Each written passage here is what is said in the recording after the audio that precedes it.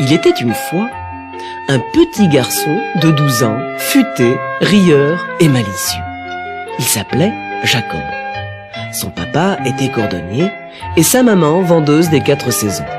Elle vendait des fruits, des légumes et toutes sortes d'herbes aromatiques sur les marchés et dans les rues. Jacob, qui était très serviable, donnait souvent un coup de main à sa maman. Or, un beau matin, une horrible vieille femme s'approcha de l'étal de Jacob en boitant. Elle était toute bossue et avait un long nez crochu. « Je cherche des herbes aromatiques pour faire une soupe. Qu'as-tu à me proposer, jeune homme ?» demanda-t-elle à Jacob d'une voix éraillée. Jacob, un peu inquiet, lui répondit. Je n'ai pas d'herbe aujourd'hui. Si vous n'avez pas l'intention d'acheter des légumes, ne perdez pas votre temps chez moi. Et allez-vous-en. Vous faites peur à tout le monde. Bien, jeune homme, fit la vieille. Je vais acheter 5 choux. Mais tu vois que je suis vieille et faible. Veux-tu mettre les choux dans mon panier et les porter jusque chez moi? Jacob prit le panier et suivit la vieille femme. Ils arrivèrent bientôt devant une petite maison à l'aspect minable. « Entrons !» dit la vieille.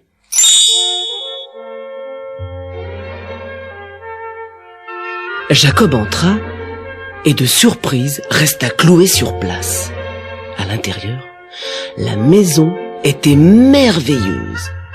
Avant même qu'il se soit remis de son étonnement, il entendit la vieille lui dire « Jeune homme, tu as porté ce panier très lourd et tu dois avoir faim. Viens dans la cuisine, je vais te donner une soupe dont tu me donneras des nouvelles. Je parie que tu n'as jamais rien mangé d'aussi délicieux. » Jacob, intrigué, s'assit à table et la vieille lui apporta de la soupe dans une assiette en argent. Quel régal! Jamais Jacob n'avait goûté une soupe aussi bonne. Elle avait un parfum étrange d'herbes et d'épices odorantes. Mais plus il mangeait, plus il sentait ses membres s'engourdir. Et quand il eut avalé la dernière cuillerée, il s'endormit sur la table. Il fit alors un rêve étrange. La cuisine était envahie d'écureuils qui travaillaient. Les uns faisaient la vaisselle, ils portaient de drôles de pantalons et des petits chapeaux verts. Les autres, en tablier blanc, préparaient la soupe. Tous bavardaient joyeusement en travaillant. Puis Jacob fit un autre rêve. Il était chef cuisinier chez la vieille femme. C'était un chef très inventif, toujours à l'affût de nouvelles recettes. Un jour, il trouva dans un placard un bouquet d'herbes qu'il n'avait jamais vu. Elles avaient la même odeur que celle qui parfumait la soupe qu'il avait mangée le jour où il était arrivé. C'est en humant leur parfum que Jacob se réveilla. « Voilà le rêve le plus bizarre que j'ai jamais fait, » murmura-t-il. « Comme il m'a semblé long.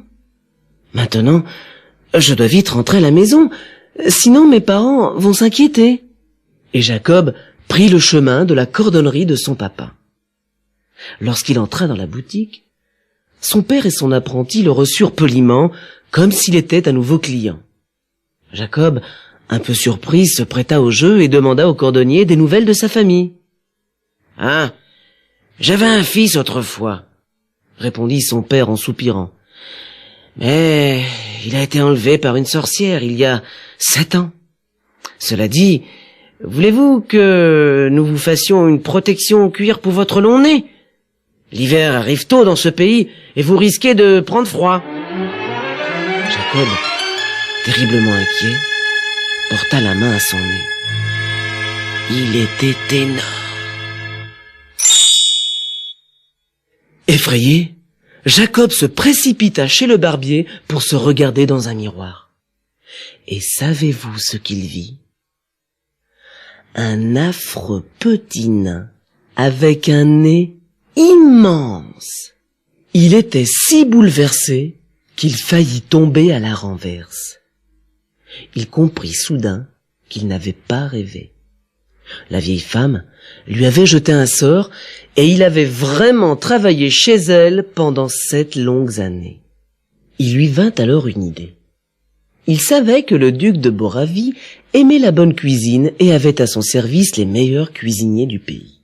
« J'ai 7 ans d'expérience, je suis certain que le duc va m'engager », se dit Jacob.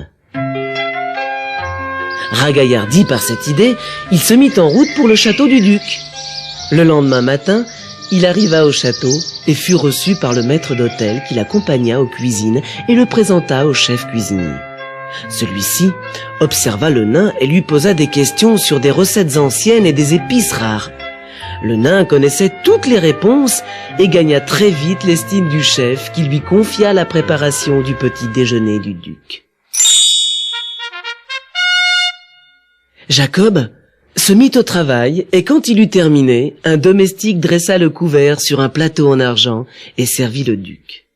À la fin de son repas, celui-ci demanda à voir immédiatement le chef cuisinier. Et si le duc n'a pas aimé son petit déjeuner, je vais recevoir un blâme. Peut-être me fera-t-on jeter aux oubliettes, gémit le chef cuisinier en tremblant de la tête aux pieds. Finalement, il prit son courage à 2 mains et entra dans la salle à manger. Dès qu'il l'aperçut, le duc lui fit un grand sourire en disant « Je n'ai jamais goûté de petit déjeuner aussi délicieux. Qui l'a préparé aujourd'hui? Je voudrais le remercier. »« Votre Altesse, » répondit le chef, « c'est un nain qui a préparé votre petit déjeuner. Il souhaiterait entrer à votre service. » Le duc envoya chercher le nain. « Tu n'es pas beau à regarder, » dit-il à Jacob. « Mais en ce qui concerne la cuisine, tu es imbattable. À partir d'aujourd'hui, tu travailles au château. Nous t'appellerons Nain Long-Nez. Prends cette pièce d'or en récompense de ton excellent travail. » Le duc fut enchanté de son nouveau cuisinier. Nain Long-Nez savait cuisiner tous les plats, savoureux, sucrés, simples ou élaborés. Tout ce que le duc désirait, Nain Long-Nez le lui préparait. Sa réputation dépassa bientôt les murs du château. Un jour, Nain Long-Nez alla au marché et acheta 3 oies bien grasses. Il avait prévu de les servir au dîner d'anniversaire du duc. Mais en arrivant au château, une des oies se mit à sangloter. « Cher Nain Long-Nez, dit-elle, je t'en supplie, ne me tue pas. Je ne suis pas une oie ordinaire. Je m'appelle Mimi, et je suis une jeune fille à laquelle une sorcière a jeté un mauvais sort. » Le nain la réconforta. « Ne t'inquiète pas, petite Mimi, je vais construire une cage dans ma chambre et tu pourras y vivre sans crainte. » Il eut aussi pitié des 2 autres oies et il les laissa partir.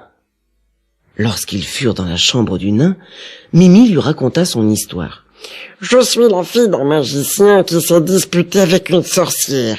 Pour se venger, elle m'a enlevée, transformée en oie et envoyée très loin de chez moi. » Nain Long-Nez lui raconta à son tour son histoire. «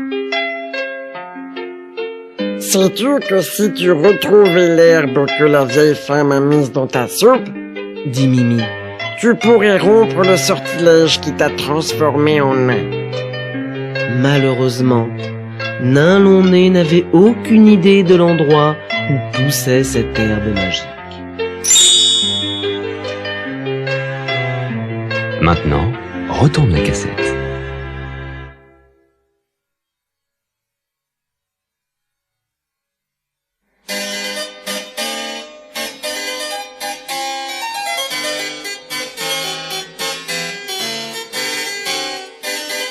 Quelques jours plus tard, le prince d'une contrée voisine rendit visite au duc qui, pour éblouir son invité, demanda à Nain Long-Nez de préparer ses meilleures recettes. Le prince, très impressionné par les mets qu'il goûta, décida de rester quelques jours de plus au château. Le 15e jour, il dit au duc: votre cuisinier nain long-nez a vraiment beaucoup d'imagination. Pourtant, je n'ai pas eu le plaisir de goûter mon plat favori, la tarte boravienne. Je m'étonne que l'on ne m'ait pas proposé ce plat si populaire.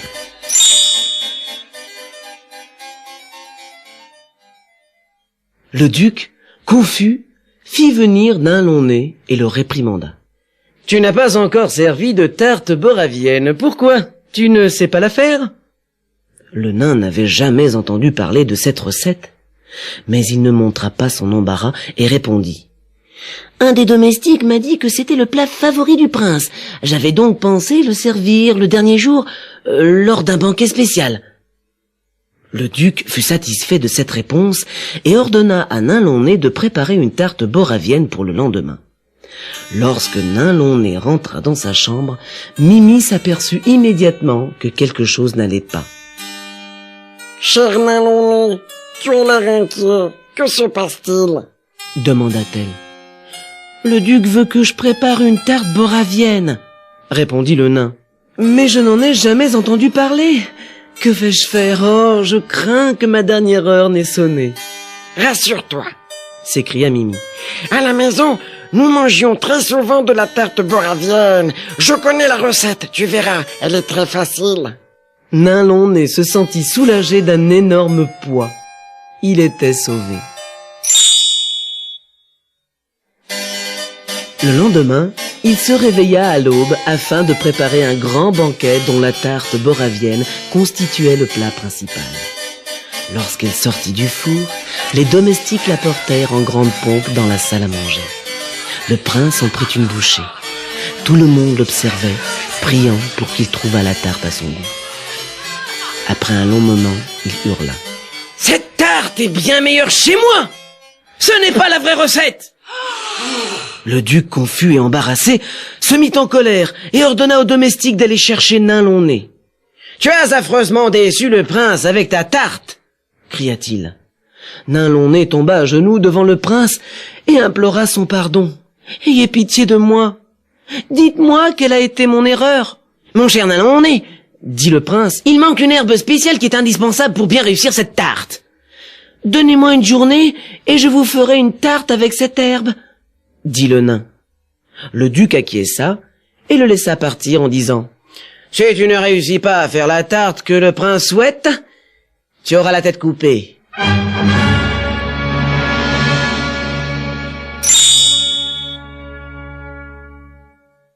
Nain long-nez se précipita dans sa chambre et raconta à Mimi ce qui s'était passé.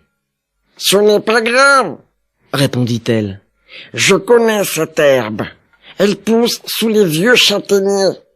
Y a-t-il un vieux châtaignier dans les jardins du château? Nain long-nez en connaissait un. Et ils sortirent chercher l'herbe. Mimi travailla dur, creusant au pied de l'arbre avec son bec. Au bout d'un moment, elle s'écria: la voici! Regarde! Il y en a plusieurs touffes! Nain long-nez en prit un bouquet et le renifla. L'odeur de cette herbe lui rappela la soupe de la vieille femme. Vite!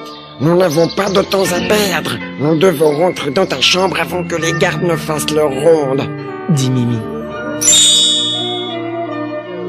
De retour dans sa chambre, Nain long-nez se mit à humer l'herbe encore et encore, prenant de longues inspirations. Il se mit soudain à grandir. Grandir, grandir. Et plus il grandissait, plus son nez rapetissait. Mimi poussait des petits cris de joie. Alors Jacob lui dit: je te dois tout, Mimi. Maintenant que je suis devenu un jeune homme sain et fort, il faut que je fasse quelque chose pour toi. Quittons le palais du duc, allons chez ton père et voyons s'il peut te libérer du sortilège. Lorsqu'ils arrivèrent chez le magicien, Jacob lui raconta ce qui leur était arrivé. Ému jusqu'aux larmes, le magicien le remercia et dit à sa fille: la sorcière m'a dit que je ne pourrais rompre son sortilège que si un beau jeune homme tombait amoureux de toi. Il avait bien remarqué que Jacob et Mimi s'aimaient déjà profondément. Alors, il prononça une formule magique et Mimi redevint la jolie jeune fille qu'elle était autrefois. Un soir, pendant que les parents de Jacob dînaient, quelqu'un frappa à la porte. La mère alla ouvrir et vit un beau jeune homme souriant. Elle reconnut immédiatement son fils et l'embrassa tendrement, riant et pleurant à la fois. Son père aussi se précipita pour l'embrasser, les larmes aux yeux. Jacob leur présenta sa future femme Mimi et leur annonça son intention de s'installer en ville. Jacob et Mimi achetèrent une auberge où les talents de cuisinier de Jacob attirèrent une nombreuse clientèle. Les gens vinrent des 4 coins du pays pour savourer cette délicieuse cuisine et il devint bientôt le cuisinier le plus célèbre du royaume. Il épousa Mimi et ils vécurent heureux pendant de longues années.